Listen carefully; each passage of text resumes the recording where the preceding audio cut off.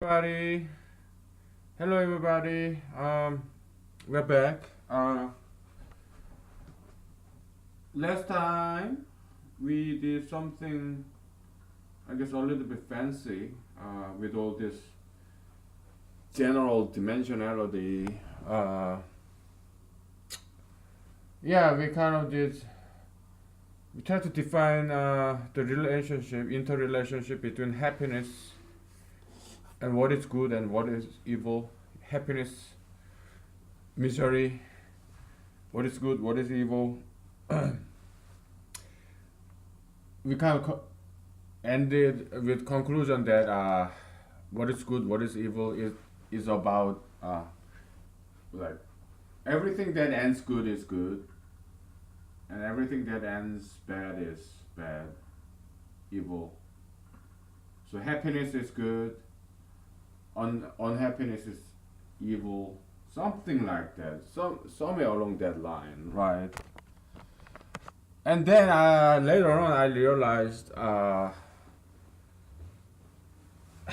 of contradicted what we said like several episodes ago, because in one of the previous episodes we said a good person tend to suffer more than happy. A good person tend to be more unhappy person because he helps other people and like myself, for example, I maybe I'm not such a good person, but I at least try to be nice. So I do all this suffering of not being promiscuous because okay, there are two ways to get girls. First, you make a lot of money. Yeah, then you can get girls easily. You can get a girl, your dream girl, right? Second, but if you're not rich, how do you get a girl? You lie. Okay, you pretend you are somebody important. You pretend you are rich. I'm not rich, and I don't lie. So that's why I get no girls. Okay, so either you become rich person or you lie. Then yeah, you can get a very good girl. Okay, I'm neither. I'm not rich. Why? Because I'm not interested in making a lot of money. Okay, that's why I'm not rich. Now, what kind of people get rich? People who lie? Okay, I guess there are two ways to get rich. First, you're very diligent. Second, you're very. Okay. First, you're diligent, and also yeah, just diligence. Diligence. Yeah, you're diligent. Yeah, you can make a good money, right? You're diligent in studying. You go to school, go good school, and you study some more in your college, and then yeah, you can get a high paying job, right? Anybody can do that as long as they're disciplined and diligent. Okay, then or if you're a sportsman, whatever, if you're entertainer, whatever, right? Diligence. Yeah, you succeed, then you make good money, you can get a good girl. Okay, second way to get rich is to lie. All right, to deceive or break the law, right? Bank robber, whatever, fraud, whatever. Yeah, you can get rich. You may not last very long, but yeah, you can get rich. Okay. So yeah. Uh, okay. Let's kind of diagram this. To get a girl, either you have a lot of money, rich. You are rich. No. In order to get girl, either you make a lot of money or you lie. Basically, you're lying, meaning you are shaking hands with you are trading with the devil. Is there a symbol for devil? I don't know. How about we just call it the okay devil.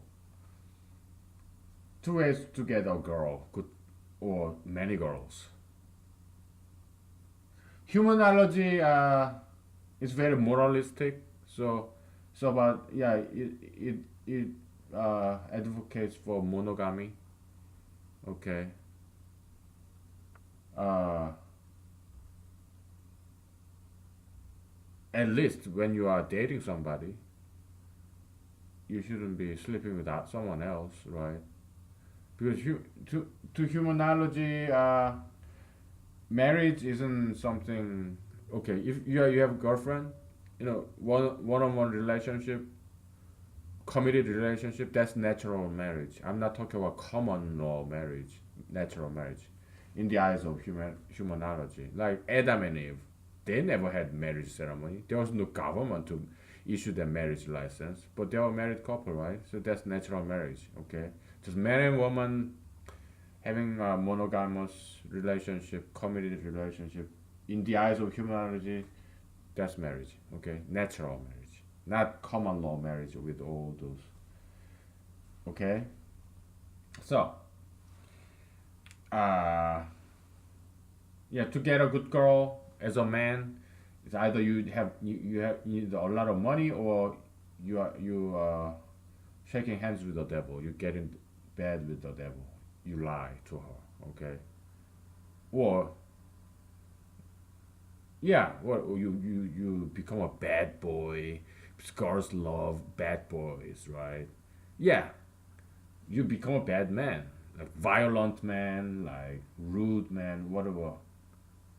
Okay, you become the disciple of the devil. Then you can get a lot of girls. Okay, or yeah, you just resort to promiscuity. Yeah, whatever evil things. Girls love evil things. Why? Because girls are like men. Okay, most girls are evil, just like most men are evil. Okay, yeah. So devil is the devil blesses the union.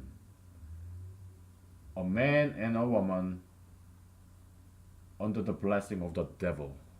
Okay, so they both lies. They agree to do evil things, like ultra interracialism, right? Like ethnic men, like Tiger Woods or Bruce Lee. Yeah, they're ethnic men, non-white men.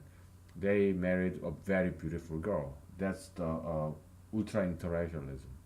Very beautiful white girl, young, slender, model type white girl. Okay, that's the marriage blessed by the devil in the eyes of humanology.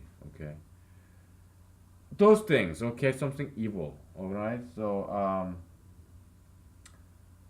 yeah, it's either you have a lot of money or you lie as a man.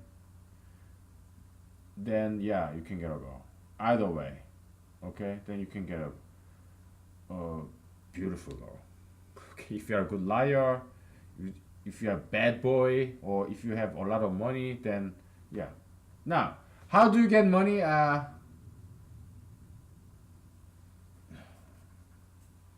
Let's call it Satan. Okay, it's either Satan or dollar. I don't know where this S sign, the dollar figure, dollar symbol comes from. S. Dollar starts with D, like devil.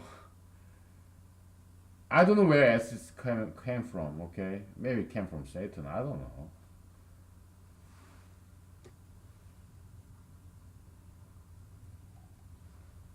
Money, currency.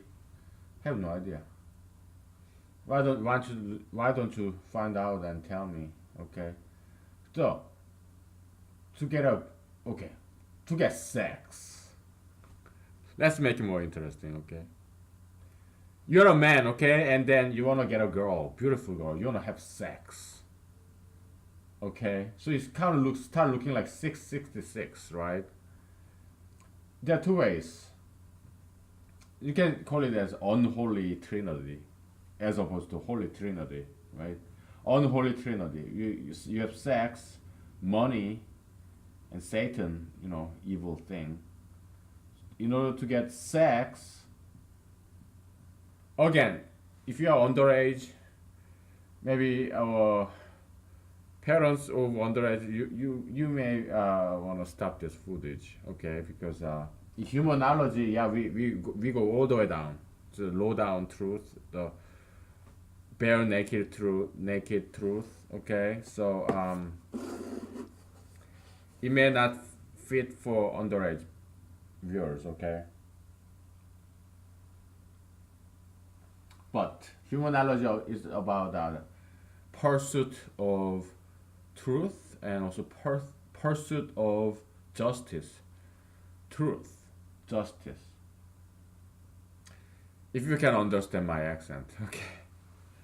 All right, sex and money. You have money. Let me look it up real quick. Dollar, this dollar symbol. Oh, I left my phone somewhere else. Forget it. Satan. Okay. To get sex as a man, yeah, either you have a lot of money or you if you don't have money, then you use the tactics of Satan. You become disciple of Satan and you lie. You pretend you are somebody rich or somebody important. Okay. You're not a photographer, but there's this beautiful model type girl, and hey, I'm a photographer, so yeah, let's go take a picture, whatever, right? Or you can rape and murder. That way you can get sex, right? Yeah, all these evil things. Or you have a lot of money. Now, to get money, either you have diligence, or you have again you do something evil to get money, or you do both. You're diligent, but at the same time you do a lot of cheating, evil, immoral things. Though it may not be illegal, there can be still immoral things in order to make a lot of money. Okay? And but at the same time you are a very diligent person. Okay? Yeah, so these are all these S's. Diligence is a virtue. Okay? But all these S's in humanology we call them as a what Bible in biblical language mammon. Okay, so God says you cannot worship. You can only have one master. You cannot. Jesus said you cannot worship mammon and God at the same time. It's either you despise one and you despise one and you admire the other. Okay, so it's like in physical chemistry. It is a physics. Yeah, more yeah, classical physics, probably 1900s. Pauli's exclusion principle. Okay, it has to do with this atomic, this direction of up, down, or the electron, whatever. So it's the atomic level. Pauli's exclusion principle. Okay, it's kind of like that. Okay, you have God, you have Mammon. You cannot worship both. It's either you worship God and despise Mammon, or you worship Mammon and despise God. It's either way.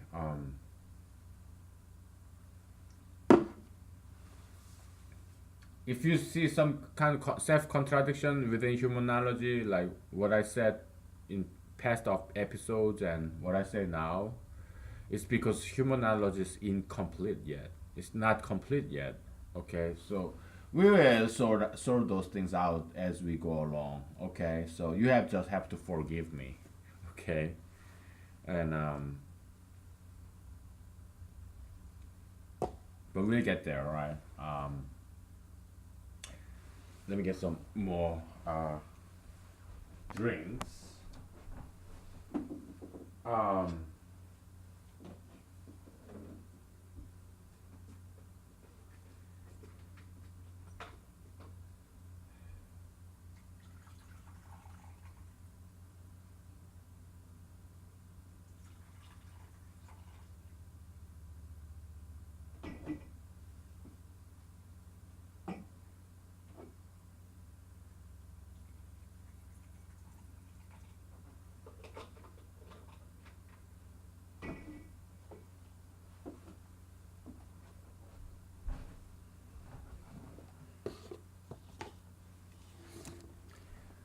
So like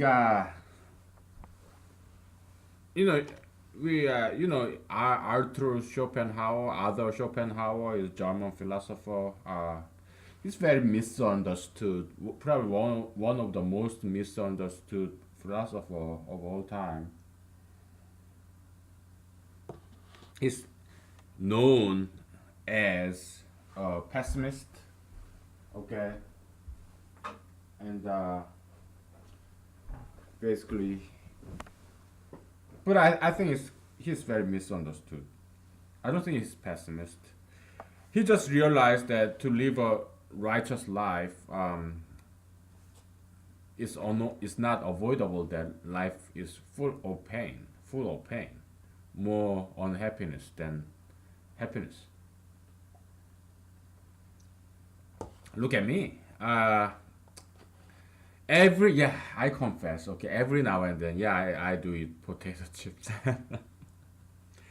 cakes, and not real cakes or donuts. No. Okay. So I got a new job, right? I'm not gonna tell you what kind of job that is. Okay. So I came back from work. Okay. And yeah, I like it. Okay, I like it a lot. New job, new kind of job. So I used to be a computer programmer for 2 decades. So I got new kind of job. Okay, so I like it a lot. Okay, because something new. It's not a computer programming that I've been doing for 2 decades. Okay, uh, yeah, it's something new. So I like it. So will I like it forever? Maybe, maybe not. We don't know, right? I don't know. But I'm not gonna retire. I will work until I die, no matter what it is that I will be doing. So I was very busy working overtime to like catch up with this new kind of work. So working over the weekends and all this catching up overtime, like 12 hours a day, almost, and then almost 7 days a week. Of course, weekends, yeah, I work at home, so it's probably like 5 days on Saturday, 5 days on Sunday, probably, right? But I enjoy it, okay. But at the same time,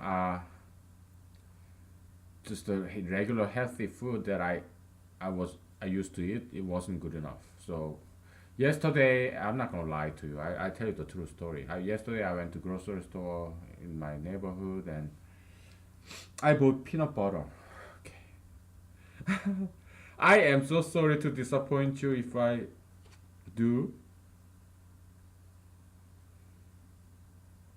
I bought peanut butter, okay. But at least I bought multi-grain bread, like 12 grain bread, okay, with all these nuts and 12 grain, different kinds of bread, right? Different kinds of grains, right, in one, all those loaf of bread, okay, whatever, the slices. And then I bought honey and hazelnut spread and grape jelly. Okay, I'm sorry if I'm disappointing you. I don't normally do this. Okay, but yesterday I bought all those things, but I did not buy cheese or butter. Cheese, butter, margarine. I did not buy them. Okay, maybe one of those days if I'm having really bad days, maybe I might. Okay, but yeah, those are the things I bought, and I also bought the sour cream and onion. I think that's what it is. The potato chips. Okay. Uh, and I ate them. Okay. Yes, last night because I had such a long day, and I did not want to have same kind of food. But observe this. I told you I don't normally eat those things like potato chips, peanut butter, jelly. I don't normally eat those. That's why now I can use this accumulated leverage. If you eat peanut butter jelly all the time, If you eat potato chips all the time, you don't have any leverage. But if you normally don't eat those things, you are accumulating the leverage of not eating those yummy food, yummy but high calorie food, okay, like potato chips, honey, peanut butter, this jam, grape jam, grape jelly. Okay, that's the whole point of fasting. Fast and feast, right? Now, let's say for whatever reason you're not working. Okay, maybe you have very rich parents who just gave you all money and passed away, or maybe you're just living with your parents because your parents are very rich. Okay, or maybe you're retired. Whatever, you're not working now. Okay, then you don't have any leverage for happiness, for not working, for leisure. I hope you're getting what I'm trying to get at. If you don't work, it's like 24/7, you're not working, you're just passing time. So Saturday and Sunday doesn't mean anything to you. Because every day is a weekend. Every day is a weekend. Every day is a Sunday. If you are not working, okay? So there's no fun of Happy Friday or TGIF, what thank God it's Friday. There is no this excitement of having a weekend or this Friday night because every day is Friday. You have no leverage, all right? Yeah, you can call it metaphysical leverage. Okay, so that's the like fast and feast cycle. The sinusoidal rhythm of life, right? Day and night, right? And weekday, weekends, weekday, weekend, weekday, weekend. Happy, unhappiness, happiness, unhappiness, happiness. Okay. So work and play, right? Uh, so yeah, that's the point of fasting in Christianity. At least that's how humanology interprets the value virtue of fasting in Islam and also in Judaism and Christianity. Okay, this Abrahamic religion, right? Also in the Buddhism too. Okay, yeah, Buddhists do a lot of fasting, and Buddha. I think his real name is like Gautama Siddhartha or something, right? Buddha. Yeah, he did a lot of fasting. Okay, meditation. It wasn't just sitting there. No, fasting, drinking only water for a while, right? In humanology, fasting is about exercise, diet, labor, and refraining from anything that gives you pleasure, like refraining from sex, refraining from sugar, refraining from fat, all those sorts of physical pleasure, okay, things that make you high, all right? So yeah, that's fasting, all right? And that's the concept of fasting. And uh,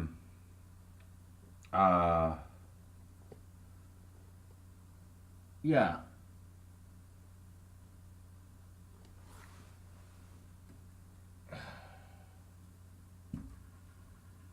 we are marching toward our feast of 5 minute break. It's like 25 minutes by now. At like something like 30 minutes mark, yeah, we'll take a 5 minute break. There will be the feast. Fast and feast. Okay, yin and yang. Okay, labor and then money. Labor, you get wage, salary. You work and there's a reward of rest and your money and also your free time. Okay, time and money. Okay, so yeah, that's the endless cycle of the of our human, also animal and plant life. It's something universal. Okay, so we gotta cover a little bit of mathematics. Okay, sine curve is this. Okay, you have a circle. Okay, and there's this ball that moves around clockwise. It's like a spinning ball. Okay, and there's this light source, light bulb. Okay, light goes like this. Okay, and then there's this projected image along the y-axis, and x-axis is the time. Okay, projected image, the shadow of this ball against the wall of y-axis. Okay, and it starts from here and it goes like this. It just rotates along this circle, perfect circle. Okay, let's pretend this perfect circle, and we just lay it out along the time axis. Okay, and it goes like this. This is called sine curve. Okay, as uh, when the ball is here, the shadow will be this, right? As ball is here, shadow will be like here. Okay, then here, and when the ball is here, the we have light bulb here too. Okay, the shadow is here, ball is here, light hits, and there's this shadow right here because obstructed by this ball, and then here, here, here. Okay, so it goes, the shadow of the ball goes like this.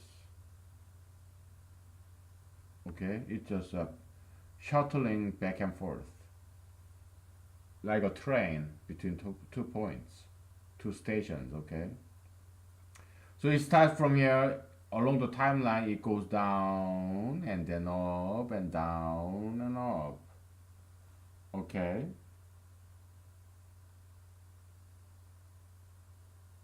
why? Let's call this like ball. Okay, ball equals, it's a vector product, x plus y. Okay, x is just time. Okay, time is here and y is the shadow of this ball. Okay, vector addition, vector addition. It's like this, and so it goes like this. Okay, yeah, so that's kind of how it is. All right, and this is the sine curve, and I can go over the entire mathematics about this, like, this is parametrization according to time, like x equal what, cosine t, y cosine t, and then r squared equal to, s squared plus y squared. We're gonna skip all that. Okay, because it's not that important. All right, all you gotta know is what the sine curve means. Okay, it has to do with this circle repeating motion, day and night, day and night. Okay, it's circle. Life is a circle, right? Circle of life. Yeah, that's the sine curve. Goes up and down, up and down, up and down. Okay, so up and down, up and down. Yeah, that's life. And we hit the 30 minutes mark, so we're gonna take a break. Okay. All right.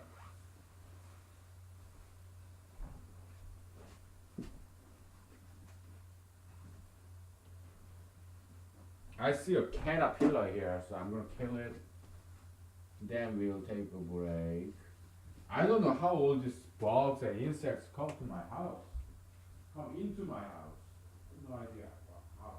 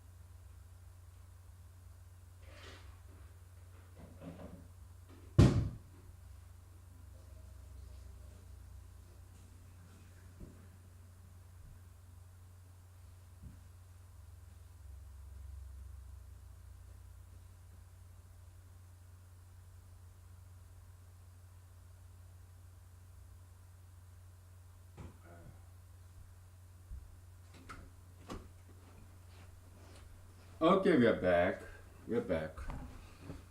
All right. So we talked about a while ago. We were talking about Schopenhauer. So yeah, he also talked about Jesus too. He loves Jesus. He admires Jesus. Schopenhauer, German philosopher in 1800s, I think. Yeah, 1800s. Yeah, he admired Jesus, and because Jesus said this, go through the narrow road, narrow door. Do what's hard, what's difficult. The road to heaven is very painful. The road to hell is very happy. So Christianity is not about pursuit of happiness, like Thomas Jefferson said in Declaration of Independence. Bible is not about pursuit of happiness. It's about pursuit of justice and righteousness, which involves more pain, more unhappiness than happiness, than pleasure. Okay, and humanology adopts that view. Okay, humanology is not about happiness. It's about righteous unhappiness. Okay, so in one of the previous episodes, we talked about minus sum of life is a good thing. Plus sum of life is a bad thing. Because if you're a righteous person, probably you'd suffer more than you enjoy. The net result would go like this.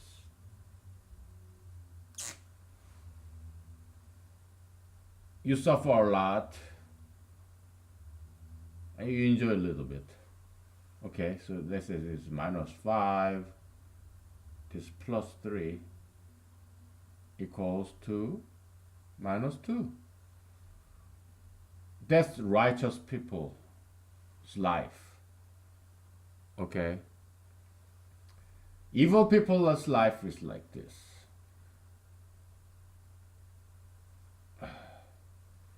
You enjoy a lot, plus 5. Then you suffer a little bit, minus 3, equals to plus 2, plus sum. Okay? So if you are enjoying more than you suffer, then there's something wrong with you. Okay? If you suffer more than you enjoy, then yeah, you're on the right track. In the eyes of humanology, okay? It's kind of getting cold, so I'm gonna turn on the heater.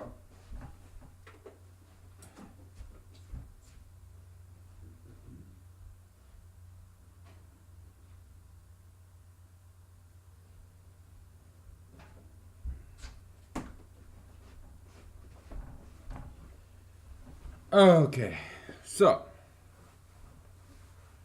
uh,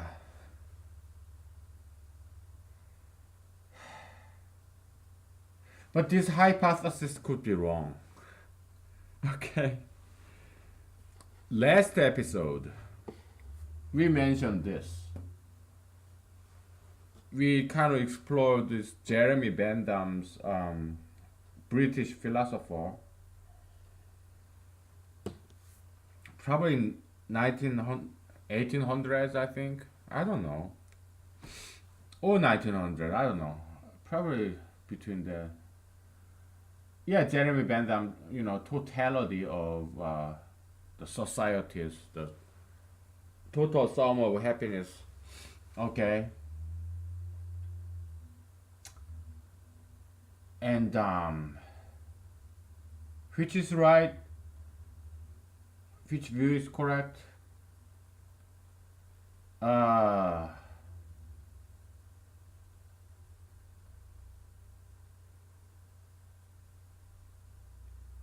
because what we are trying to do here is what is evil and what is good. Okay. One first hypothesis. Plus sum means evil, minus sum, negative sum is good because you're suffering a lot, just like Jesus said we should. You're suffering for righteousness, for justice. Okay? So we are going doing the hard right than easy wrong. That's righteous life. Evil life, you do easy right, easy wrong rather than hard right. Okay, you eat all you wanna eat, like sugar, fat, all the time. Okay, so you're happy. Good people, they do fasting. They practice fasting in terms of sugar and fat. So they watch what they eat. Okay, they eat healthy. It's just not delicious.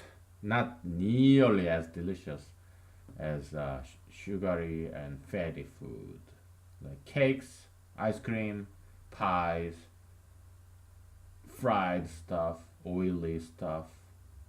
They're delicious. I know that stuff. Okay, cheese, pizza, all that wonderful, delicious things. But yeah, so one hypothesis is that. Second hypothesis is this. Well, yeah, you eat sugar and fat, but eventually, before you die, you become obese and you suffer from your obesity. So,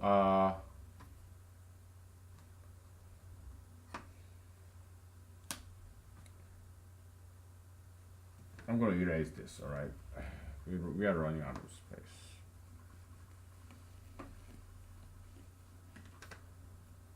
Let's use green. It's been a while since you. I don't think we ever used green. Second hypothesis is this. Yeah, you cannot quite see clearly, right? That's why we didn't use green before. Okay. Second hypothesis. Hypothesis number one. This is evil. This is good. Godly, evil. Okay. Second hypothesis is this. Hypothesis number two. You suffer a little bit. -3. But your reward is bigger. And now you have plus sum of 2. That's good. Now, evil is this. You enjoy a little bit, but you suffer a lot more. Equals -2. And that is evil. Okay? So you eat all you want, you suffer a lot. Now you're male gaze. So yeah, it's very easy to, there's no courtship there. Okay, you go to gay bar, you just meet another gay guy, and then you have gay sex. Then what you get? Yeah, you get some pleasure because the anatomy or physiology this between men and women, it's not that different. Men and women, we have arms, legs, the proportionality of head. Yeah, it's pretty much similar. Okay, so yeah, man having sex with another man, yeah, it's not too different from man having sex with another woman, with a woman. Okay, female, like two lesbians, yeah, similar. But mentality is very different between men and women. Okay, that's why courtship is so difficult between in a heterosexual romance market. Okay, so long negotiation, and there's huge cost of searching, transaction cost in terms of in economics concept, transaction cost, search cost, negotiation cost. Yeah, it's very hard. But if you're male gay, yeah, you just go to a gay bar, that you'll find 10 different guys that you can come home with. Okay, because they all want sex. Why? Because we are males. All males want sex every day, right? But if I go to a straight bar, try to get a phone number, let alone bring her home, just to get one phone number out of these 100 women, I'll be very lucky if I get one phone number. Okay. Yeah, I have done bar hopping before. Okay, so I know how hard it is. Okay, so whatever. All right. So yeah, gay sex, right? Yeah, gay sex, but it's not the same though. Men having sex with another man, women having sex with another woman. It's not that much fun, but it's easy initially. But later on, oh man, you get AIDS. If you are male gays, you get AIDS. Huge pain. If you're female, lesbian couples tend to get very physically abusive because they are just not happy. It's not the same. Homosexual sex it really sucks. Okay, it's not. It's how do I know this? Well, I read books. I have never been gay. Okay, but I know it's not why because it's not hard to imagine. Okay, it's fake sex. Okay, so imitation sex. Back in the days, you had milk and imitation milk when there are not much milk. Okay, it's not as good as original, the real sex, the hetero sex. Okay, it's not as good. Okay, so they are unhappy people, gay people, very unhappy people. That explains why the only source of happiness for them is lawsuits. Like back in Denver, Colorado, right? Yeah, they go after one Christian baker who opposed gay marriage. They go after this search and kill mission, search and destroy mission.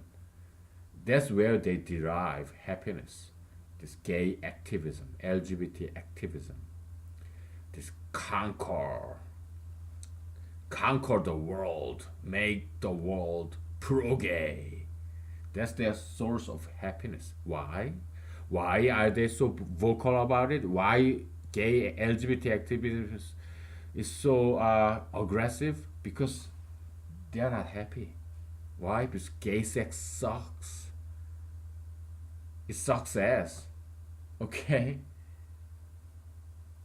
They are not happy people. Okay? Because gay sex is not fun. Alright? Okay. Look at these gay guys or lesbian girls, two ugly girls. They are lonely. No guys want them, so they get together. They just pretend one of them is male and the other one is female. It's not fun anymore, right? After a while, it just get old and because it's not real sex, because their physiology, their DNA is all is they cannot change that. They're still human being, still half animals, right? So you can imagine there's this piece of poop.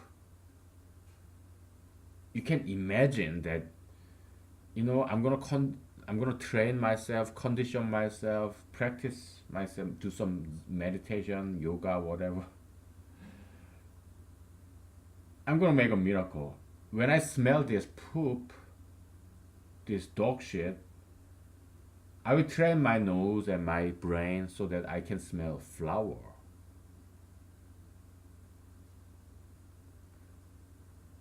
You can imagine all that stuff, okay? But you cannot change the fact that this is a poop because this is a more like a physical level. That's something absolute. Long history of evolution, this biology, physiology, okay? The very reason that where you can have fun in a homosexual sex is only to the extent that it is has some degree of similarity to heterosexual sex. Okay, homosexual sex is enjoyable only to the extent of the similarity between uh, homosexual sex and heterosexual sex. Okay, so but it's limited by that similarity. Okay, I hope you are following me. Okay, I hope you understand my accent. And okay, so let's think about gay man and another gay man. Okay, they don't have sex with a dog or a cat or a lion or giraffe. Okay, they have sex with another man. Why? Why not a dog? Why not a cat? Why not a horse? Why? Because human male is more similar to a human female than a, a dog is similar to a human female. Okay, so lesbian sex same way. Okay, a human female is human male, human female, lesbian female is more similar to a human male than a, a giraffe is similar to a human male. Okay, so it's imitation. Only to the extent of the similarity between human male and human female. Yeah, that's the okay. Because what does lesbian do when they have lesbian sex? They put on dildo, the wearable dildo, the kind of dildo you can strap on your crotch to imitate a male genital penis. Okay, and what does gay males do when they have sex? They insert their penis into another male's anus. Why? Because it kind of looks and feels like a female vagina. Okay, that's how it is. And yeah, okay. So yeah, you there's some easy, right? Yeah, there's some small fun, right? And let's see. Let's go one step back.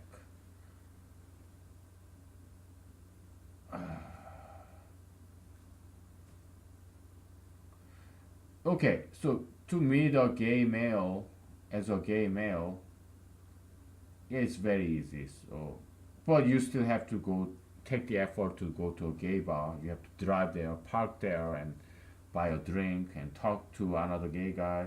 Yeah, the effort is relatively small. Okay, so in this level, and then you get some pleasure of having gay sex.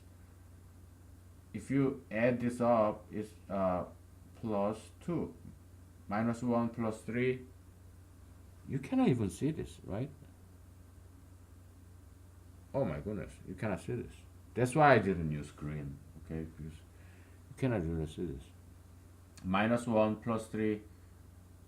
Net summation is plus 2. Okay? I'll use green, I mean blue. But it doesn't matter. You get AIDS, okay? No matter how. So now the minus 1 plus 3 minus 5 total sum is minus 3. Okay? Because the end result is so devastating. It's death. It's game of death. AIDS. AIDS isn't some common cold. No, it's fatal disease. Yeah, and nowadays they have some drugs that extends your life, but if you have AIDS, that treatment will be very expensive to you. Okay, and probably you'll have to take you all your life, right? Or you die. You can die or whatever, right? It's something very horrible. Okay.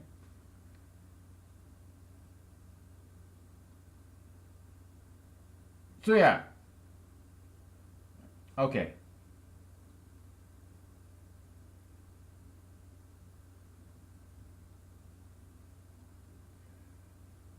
And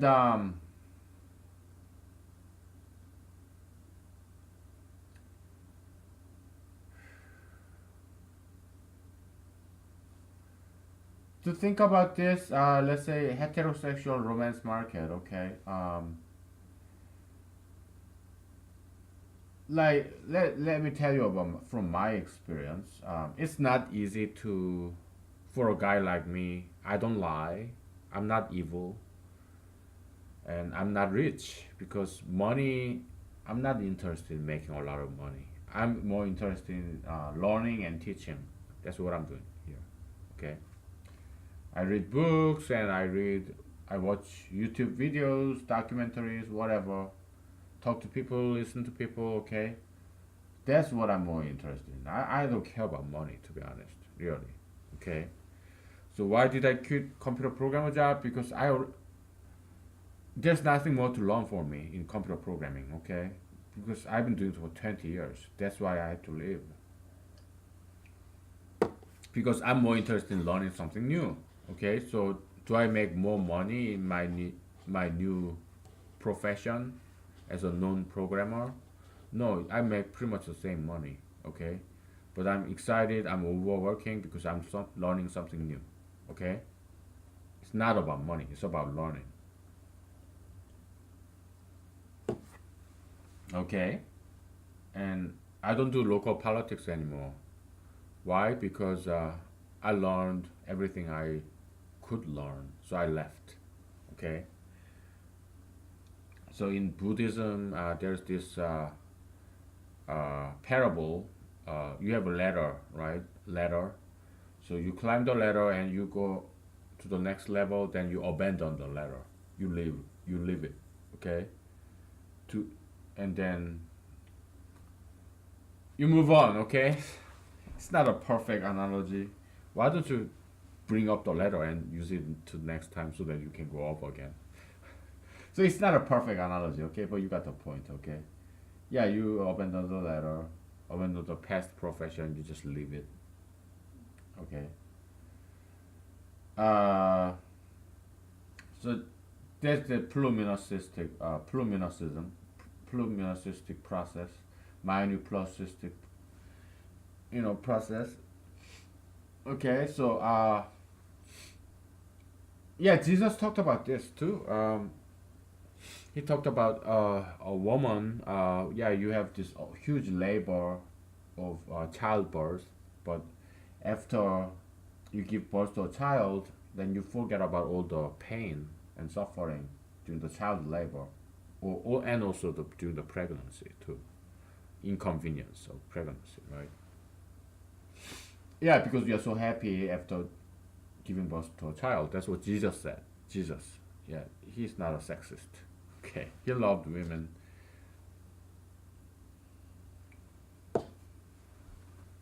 and now third hypothesis is this. Third hypothesis is this: good and bad, they're both equal to zero. Minus one, plus one, plus one, minus one. They both sums up to zero. Okay? There's a third hypothesis. It's good, evil. The only difference between good and evil is the order. Order. Good people, they are unhappy first and happy in the end, later. Bad people, they are happy at first, they're lazy, and they go bankrupt. They are evil. They suffer the misery at the end. But in terms of the total, if you sum up all the happiness and unhappiness, they ends up all both to zero. God is equal. God loves both the good and the evil. Third hypothesis. Okay. Fourth hypothesis is this. Some good people have plus some other good people have minus sum in their life. So, and some evil people have plus sum, and some other evil people have minus sum in their life. So you have one life, right? What, 90 or 80 years old, right? 90 years, 80 years. You have a life, okay? And you sum up all the happiness or the unhappiness in your entire life. Does it result in positive number, or is it net negative number? Okay? Or you can just look back in your past. You are still alive. You look back in the past. Is it positive sum or negative sum so far? If you look into the future, forget about all the past. We don't care about what happened in the past. Just look at the future. In your future, from now and on, will it be a positive sum or negative sum? Okay. One hypothesis is this: if your past is negative sum, perhaps it doesn't matter whether you are good or evil.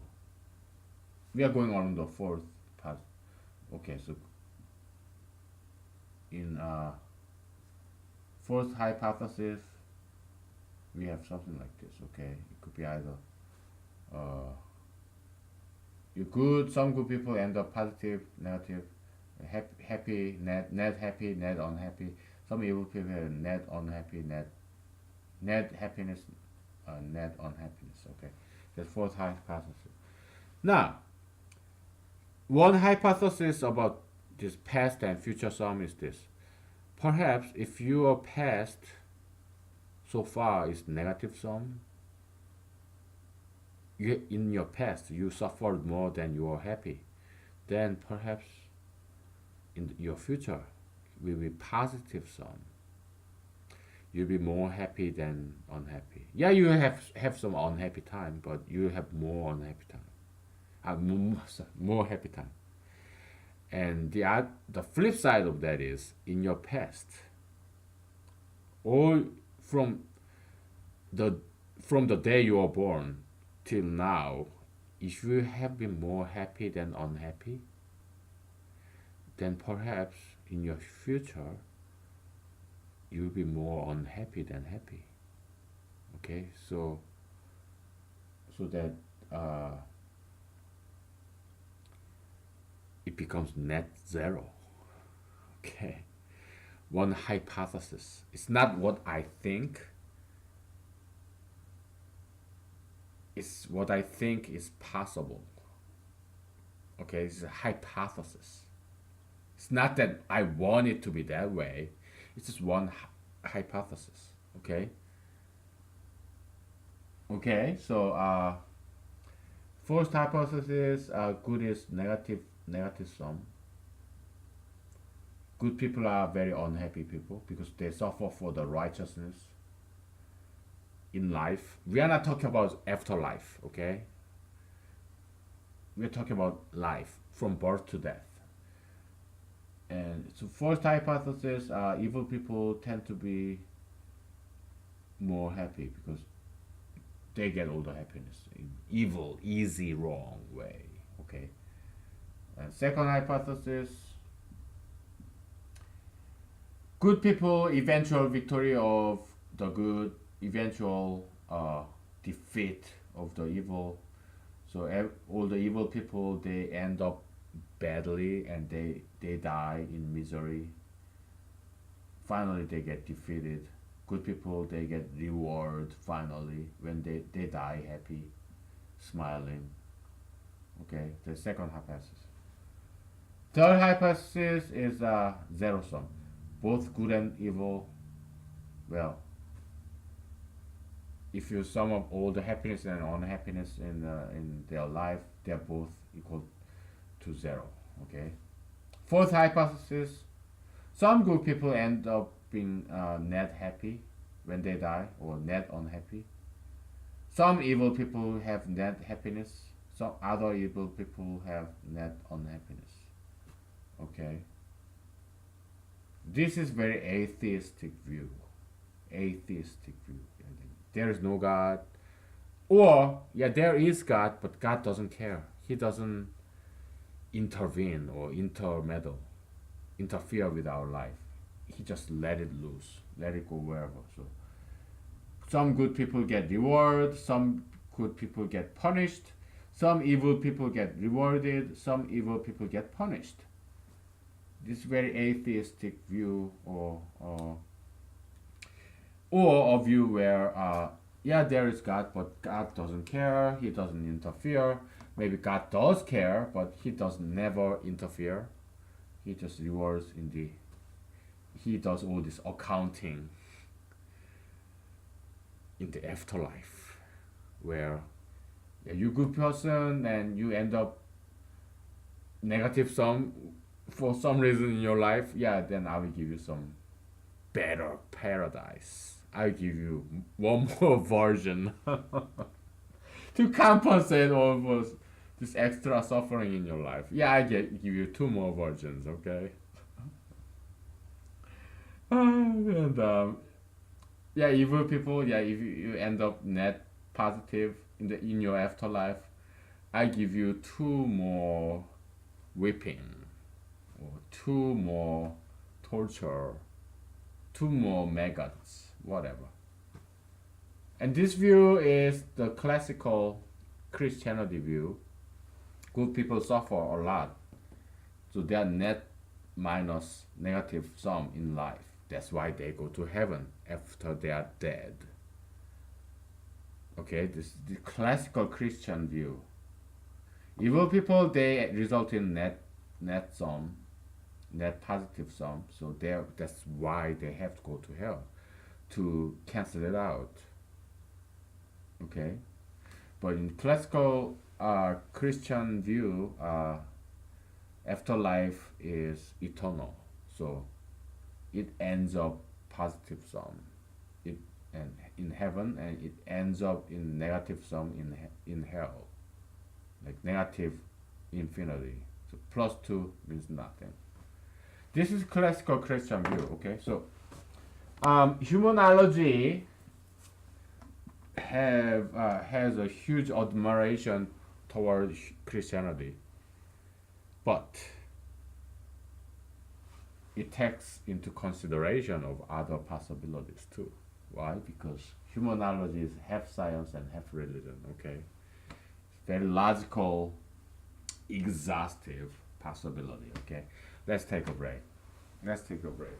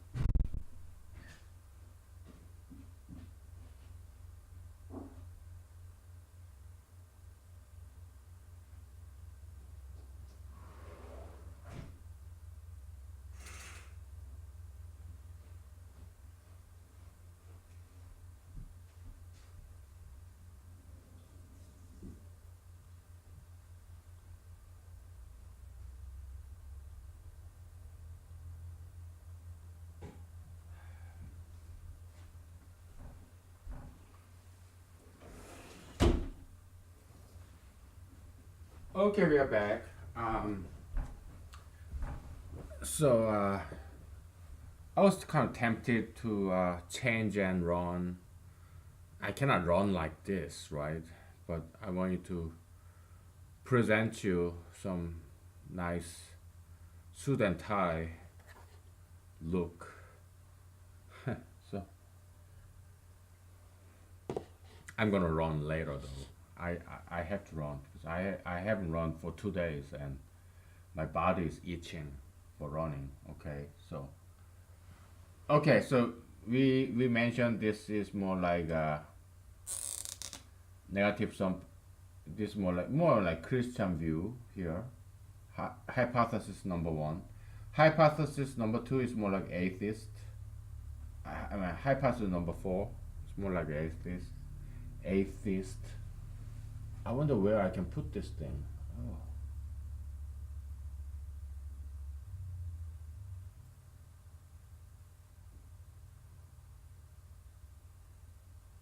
Do you know what I'm doing? Balancing so that it doesn't fall and stays. Oh, forget it, man. I don't know where to put this thing. I don't want it to block the view. Whatever. Okay, so this number hypothesis number four is more atheist kind of view, and hypothesis number two is more like Jeremy Van Damme's view. It's more like uh, secular view. Okay, Jeremy Van Damme view. Good people, yeah, the belief in good people end up being more happy. You exercise, you diet, healthy diet, and regular exercise, you end up being more happy than unhappy. Yeah, you suffer a little from diet and exercise, but you end up being more happy. That's what we covered like last episode. In the last episode, totality of happiness is what's good. Yeah, so secular view, Jeremy Van Damme's view, okay.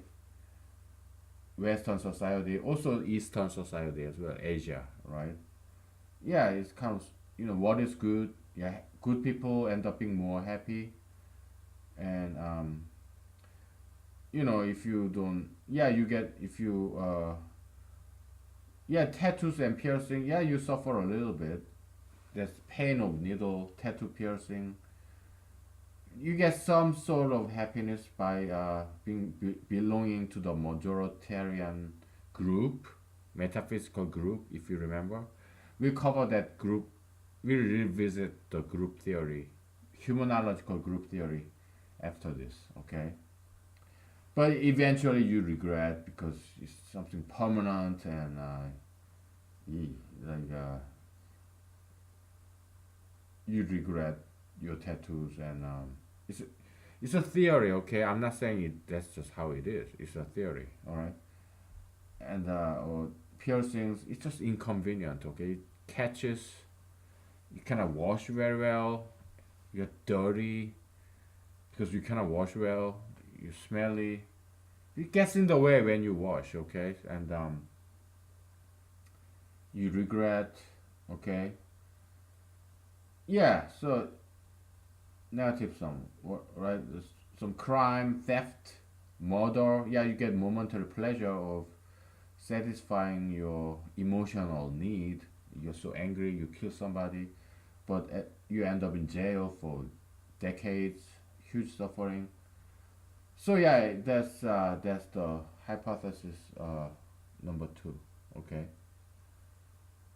and what is hypothesis number three then? I guess this could be something that doesn't exist as of yet.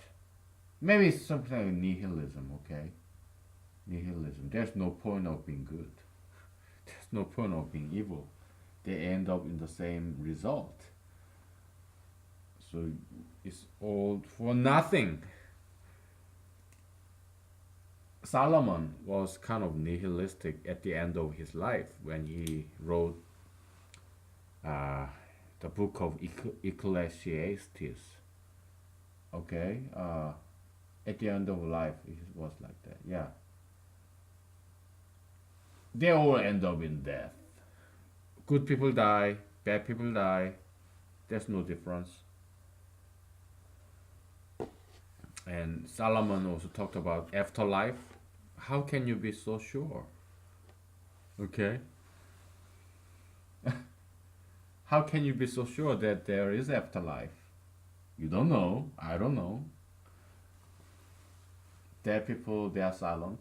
Okay, so yeah, that's more like nihilistic view. Okay, so we covered atheism, Christianity, nihilism, and secular point of view. Okay. Okay, I'm getting cold again, so I'm gonna turn on the heater. And let's go over the group theory real quick, and then we call it a day. Okay. Today I got released from work a little bit early, so I need to exercise, do some running, and maybe some weightlifting too. Maybe even some dancing, singing. I did that during the weekend. Okay, I did work, but not too much. I worked at home a little bit, but I did sing and dance and run and exercise last weekend. Today is like hump day, Wednesday. So yeah, I'm glad I didn't have to work too much today. I enjoy working, but at the same time, it's nice to relax and exercise and group theory. Okay, so let's start with this. Power of a group, a set of people who follows a set of rules. Okay, power group equals to sigma, which means summation of power of individuals, where individuals belong to the group. So you have 5 individuals in this group. So then this is equal to P1 plus P2 plus P3 power plus P4 plus P5. Okay, power, individual power. Okay, so that's the power of the group.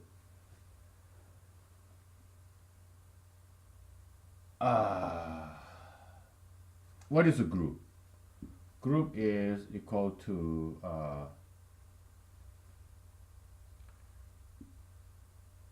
a set of rules, comma, a set of let's say individuals. This is a set of people. Okay, individual 1, individual 2, rule, set of rules, rule 1, rule 2, rule 3. Okay, that's a group. If you violate a rule, you're out of this group. Okay, so let's talk about tattoos and piercings. Tattoo piercism. The group is these rules. They are this concept level ism. Okay, tattooism. Individuals, they are people, humans. Okay, group of tattooism consists of this rule that thou shalt have a tattoo or more. Thou shalt have at least one tattoo. That's the rule. Thou shalt not remove your tattoo through laser surgery. Thou shalt keep your tattoo. Thou shalt tattoo yourself, and thou shalt keep tattooing yourself, and thou shalt never remove your tattoo. Okay, those are rules. Individuals, that's just people. Okay, so you have this tattoo piercism and tattooism group. Okay, and that all these tattooed people, many people. Okay, And outside, so this is we are going back to set theory. There is just people without any tattoos. When you are born without tattoo, unless you invent. People come up with this new operational surgical procedure. So you are a woman. You're pregnant with this fetus, and like 20 years from now, they come up with a procedure where they tattoo the fetus before this fetus is born. Okay. Because I was going to a grocery market and I saw this 7-year-old girl tattooed in her arm, like not just small tattoo, like her arm here with a light brown. Okay, I predicted this would happen. They will the age of tattoo will get lower and lower and lower. So children will start having tattoo and parents will start tattooing their babies. I predicted this, and guess what? It is happening. Okay, because evil ideologies like gayism, like LGBTism or tattoo piercism, they're toxic ideologies and they're like vermins, like cockroaches or rats. There's no stopping them. They only spread and they spread like cockroaches and rats in New York City, cockroaches in wherever, right? Yeah, they just spread and there's no stopping them unless we intervene. Okay, that's why I'm running for president in 2020. Okay, and because there's nobody else who can put a stop on this sugar fatism. Look at sugar fatism, obesity is increasing. There's no Americans and the Westerners get fatter, fatter, fatter. More and more people get fatter and fatter. LGBTism, more and more people become gays, transgender, lesbians. The age of that gets lower and lower. Now it's already all the way down to elementary school. You wanna be a gay? You wanna be a transgender kid? Yeah, go ahead and do it. That's California and many parts of the country, America, and many parts of Europe, Australia, Canada, Latin America, Western Hemisphere. All these toxic concepts, these ideologies, they only spread, okay, unless we stop it. Why do they spread? Because it's second law of thermodynamics, metaphysical mirror image of that. Metaphysical law of entropy. Things tend to get chaotic, unruly. That's the uh, entropic gravitation. Okay, there's this gravitational pull towards something evil, something chaotic, something bad. Temptation of evil. Jesus talked about this. Okay, yeah, unless we consciously and conscientiously intervene as a politician, as a scholar, or as a good activist, evil will spread, just like diseases, just like pandemic, epidemic. Okay, Americans getting fatter, and more obese. They stop trying. They don't even try to be healthy, to be beautiful. They tattoo themselves, they pierce themselves, they make themselves like monster. They wanna be a monster. Okay, and women they love bad boys, so men now are motivated to be evil, bad boys. Okay, I can never get a girl. I can never get a date because I'm a good guy. I want to be good. It sucks to not have sex. It sucks. Okay? I hate being single. There's no such a thing as happy single. I hate being single.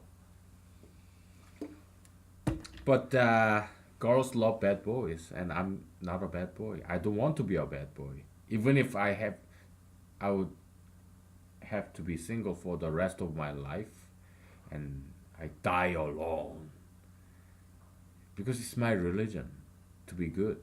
Okay. So I hope there is afterlife. Okay. I really hope so. It's just that I don't know. Okay. I can only hope that there is afterlife. Okay, and hopefully I get 7 trillion virgins in heaven. I don't want to meet Jesus. I don't want to meet God. I don't want to meet any man. I want to meet 7 trillion virgins, and I'm the only man. After I'm dead, then I'll be happy. Okay, that's my fantasy of afterlife. I hope there is afterlife and I go to heaven. Okay, and yeah, so this tattooism start to expand like this unicellular organism like amoeba. So it engulfs this person who used to be tattooless, and this ideology of tattooism gets bigger.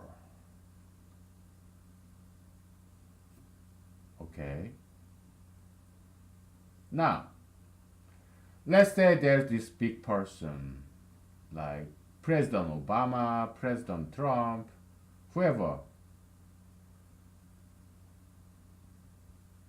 or Pope, or Harvard professor, somebody big, or some celebrity, Hollywood celebrity, like Lady Gaga or Katy Perry. They used to be tattooless, but this big person decided to tattoo themselves. Because this person has a lot of power, celebrity. Bigger than, larger than life. This small person, nameless person like me. I'm nobody. I'm just a one man, Asian man, Asian ass in Alaska. That's like quadruple A, right? You have aging, Asian, American in Alaska, okay? Quadruple A, whatever. Yeah, nameless. Nobody knows me. I'm nameless. I'm not famous.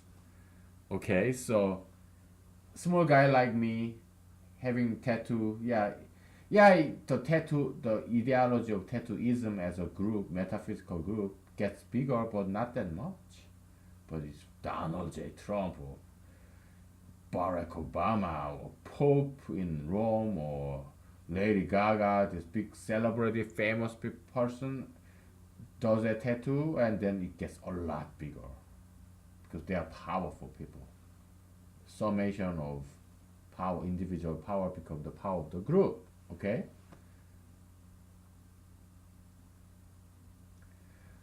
Yeah, so that's group. So why do people want to form a group? Is this okay? It's been 30 minutes. It's hour and 30 minutes mark. Okay, I'll leave you with a question and I'll be back. Why do people want to form a group?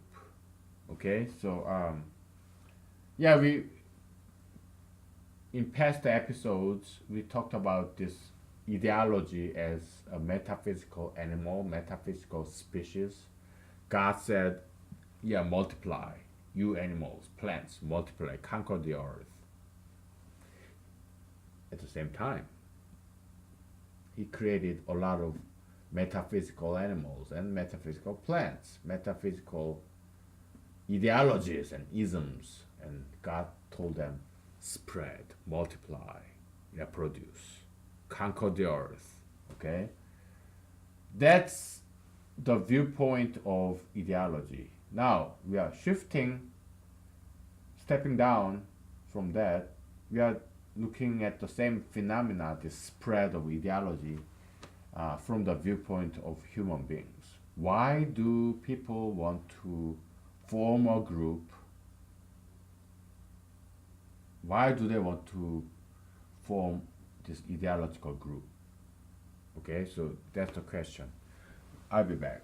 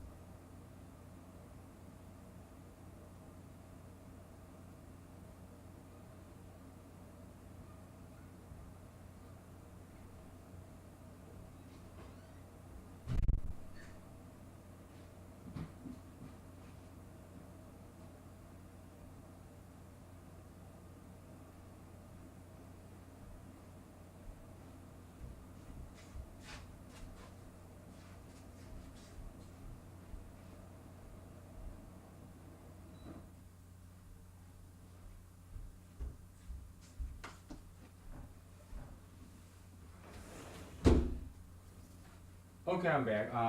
The noise. I'm not sure if you could hear the noise. It's the dehumidifier because my house, the neighborhood I live in Alaska, is kind of humid. So I run the dehumidifier to prevent fungal development in my house, and dehumidifier works very well. Anyway, so you got the answer. Okay, we have this party monster here, eating people. That's what concepts do. Human, the ideology isms, they eat people, just like because it's one level. Humans are one level below the concept level. They eat people. Okay, and what was the question I asked? Why do people form a group? Okay, what was your answer? What is your answer?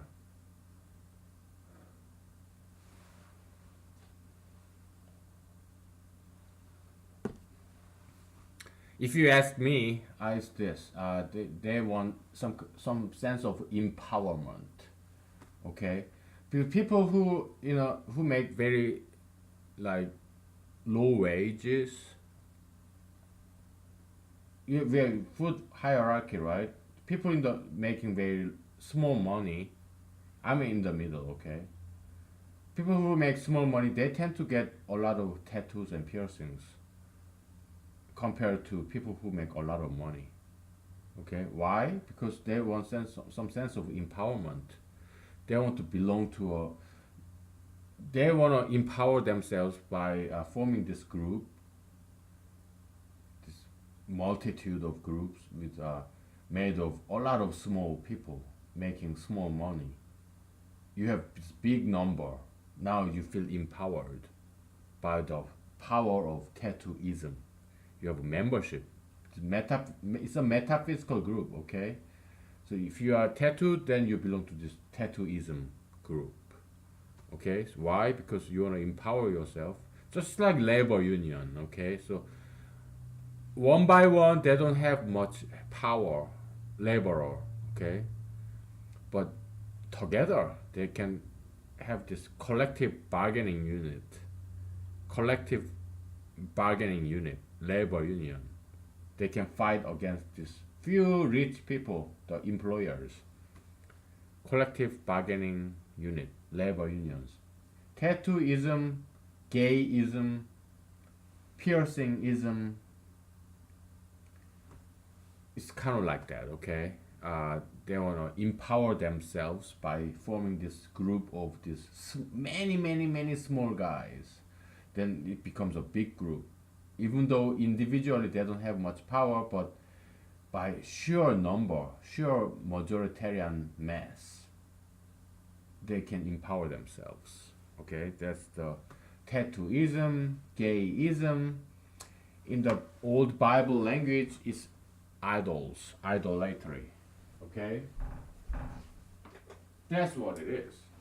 Okay, so you have one Moses, one man in Israel, elite, okay, who can talk directly to God. Elite, the chosen ones, the prophets, Jesus, disciples, selected few, elites. Okay. Then there are rest of us, the powerless, the poor, the unchosen. Like me, okay? I'm not a chosen one. No. Look at me, man. I'm 40 years old and making average salary in Alaska. Come on.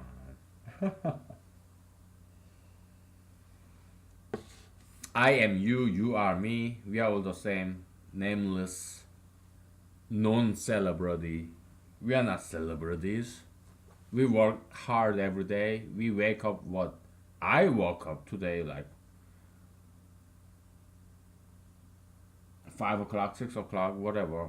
We go to work every day. I mean, every weekday, and I'm worse than you. I'm in a worse position. You have kids. You have girlfriend. Your wife, family. I got none.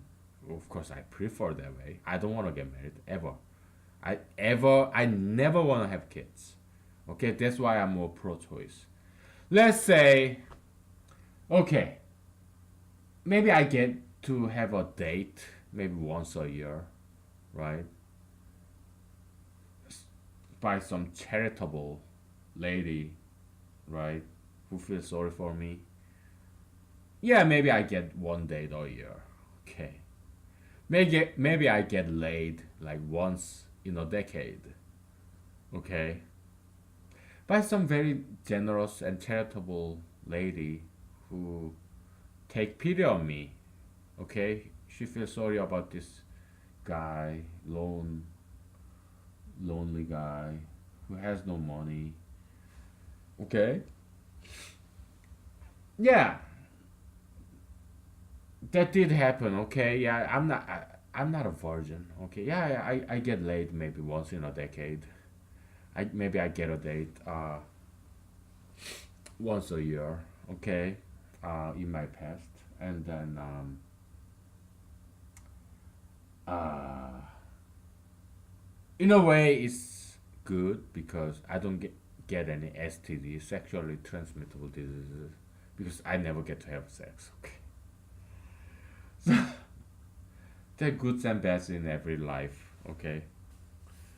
Whatever, man. So I have no complaints.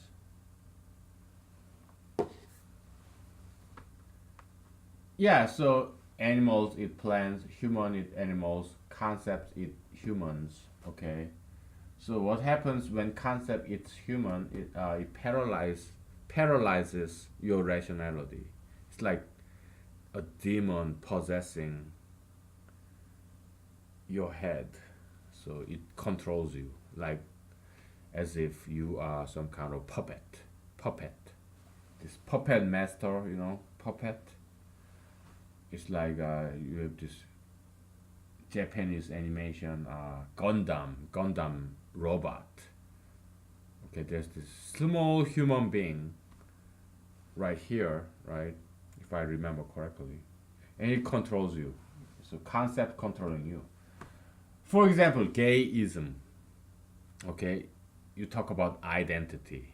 Okay, come on. You are not. Let's say you are a gay man. Okay, or lesbian woman. That's not. That doesn't define you. But just look what's happening. Gayism possess your head, your brain. It wipes out rationality and it fills with emotionality. Okay, you are all emotional. Oh, gay activism. Okay, you appeal to emotion. You appeal to sympathy.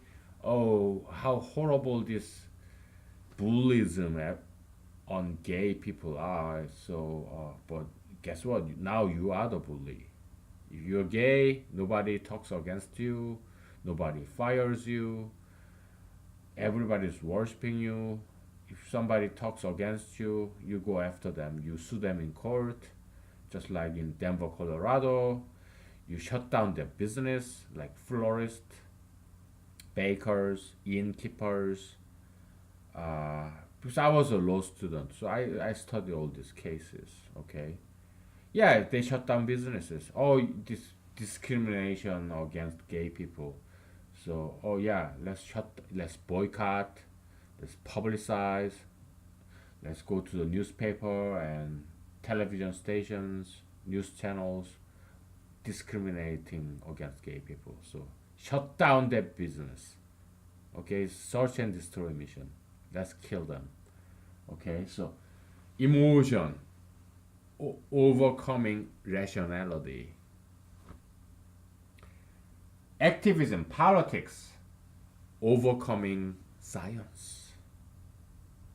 Oh, we are born gay. Who said it? Lady Gaga. This indoctrination. I'm born gay. Gayism is something you are born with. Okay? Who said it? Lady Gaga. Okay, then everybody's on board. There's no scientific evidence that there's this gay gene. Okay? It's freaking Lady Gaga, man. This singer, this Hollywood singer. Okay? I mean,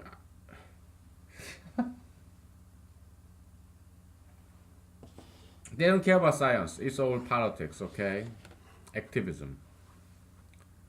Guess what? President Barack Obama, President Trump, they all support gay marriage, okay? Oh. Yeah, politics overcoming science and emotion overcoming rationality. We are living in the day and age of moral reversal. Good is bad and bad is good. Evil is good, good is evil. Okay?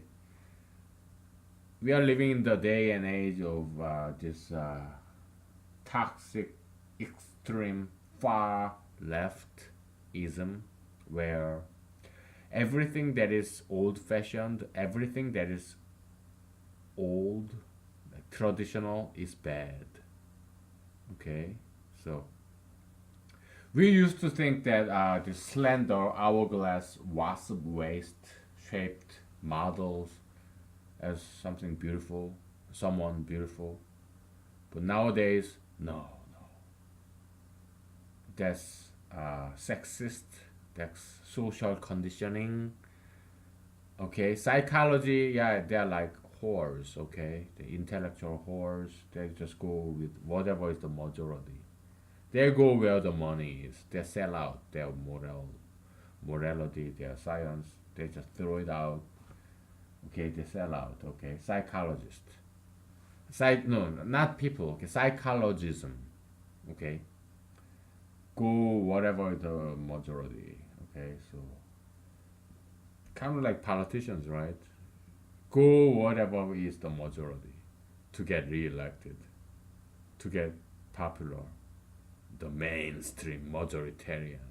Okay, they just follow, right? I feel sorry. Okay. I'm a lone gunman. Okay, lone wolf in Alaska. I love wolves. Dogs. You can kind of see I'm drunk, right? I'm going rambling ever. 2 hours ago, I was sober because I just got off work, suit and tie and everything. But I've been drinking since I've been recording this, so you can see I'm drunk. Whatever, I don't care, and you don't care either. And you should not care about that because I'm at home. Okay, I'm not going anywhere. I'm not driving. I'm relaxing after work. Come on, give me a break. Okay, okay. So yeah. Uh, Also, Holy Spirit, good concepts, good ideologies, they possess your head too. Look at me. I'm lecturing, preaching about humanology. I'm talking against gayism, tattoo piercism. I may get fired. I may lose my job. Okay? By talking about all this, it can happen. I don't care. Why? Because I'm blindly believing in God. To me, humanology is the gift of God to humanity. That's not rational thinking. That's not logical. It's a blind religious belief. So, good concepts, bad concepts, they eat people. They paralyze rationality. Okay, so one way or the other, you're gonna serve a concept, an ideology.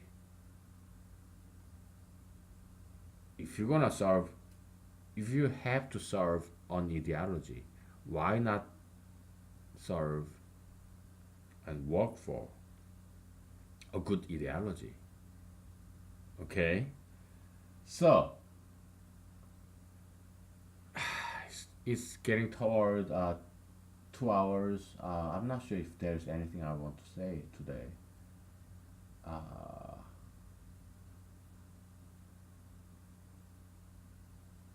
That's enough. Okay. Okay. Good night. Okay. Bye.